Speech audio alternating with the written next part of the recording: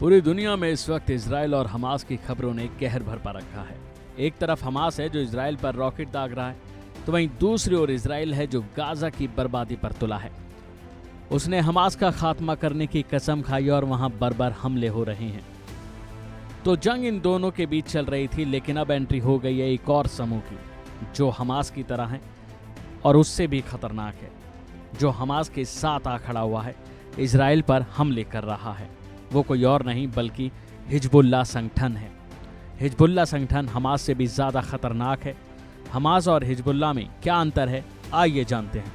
लेकिन पहले आपको बता दें कि हमास के बाद हिजबुल्लाह ने भी इजराइल पर हमले करने शुरू कर दिए हैं।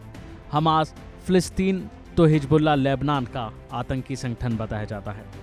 हिजबुल्लाह और हमास मध्य पूर्व के दो ताकतवर संगठन हैं जो फिलिस्तीन की आज़ादी के लिए इजराइल से जंग के मैदान में उतर गए हैं। दोनों के मकसद भले ही एक हों, लेकिन ज़मीनी रणनीति और सैन्य क्षमताएं बिल्कुल अलग अलग हैं। हमास एक सुन्नी संगठन है तो हिजबुल्लाह शिया है।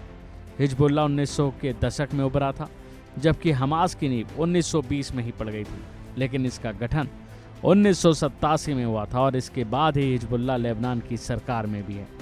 लेबनान का दक्षिणी हिस्सा इजराइल से सटा हुआ है और इन दोनों देशों में समुद्र सीमा को लेकर विवाद था, जो साल 2020 में कागजों में निपट चुका है। दूसरा कथित विवाद शेफा फार्म्स को लेकर है। हिजबुल्लाह इसी इलाके पर हमले कर रहा है। हिजबुल्लाह अपना काम बड़े ही सीक्रेट तरीके से करता है, जिससे उसके बारे में जानकारी मिलना नामुमकिन होता है। अब आपको बताते हैं हिजबुल्लाह के पास कितने हथियार हैं। हिजबुल्लाह इजराइल के उत्तर में है और हमास गाजा पट्टी में एक्टिव है। इनके पास रॉकेट, मिसाइलों, एंटी टैंक मिसाइलों और एयर डिफेंस सिस्टम जैसे हथियार हैं। हिजबुल्लाह के पास किसी देश की सेना के बराबर क्षमता है।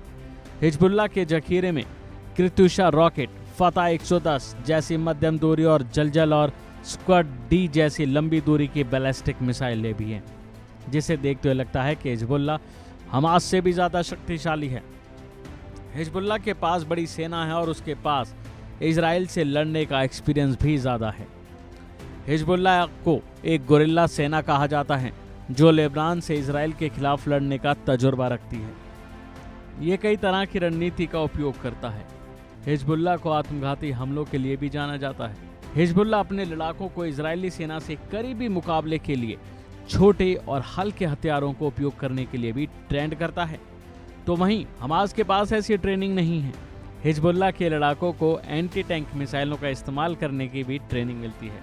तो वहीं हमास की ज़मीनी रणनीति भी हिजबुल्लाह जैसी ही है, लेकिन वो इतनी प्रभावी नहीं है। हमास के लड़ाके हिजबुल्लाह के लड़ाकों की तरह ट्रेन नहीं है और उनके पास अत्याधुनिक हथियार भी नहीं है। इसे देखते हुए लगता है कि हिजबुल्लाह हमास से ज़्यादा ताकतवर है और इजराइल से लड़ने का तजुर्बा भी उसे ज़्यादा है।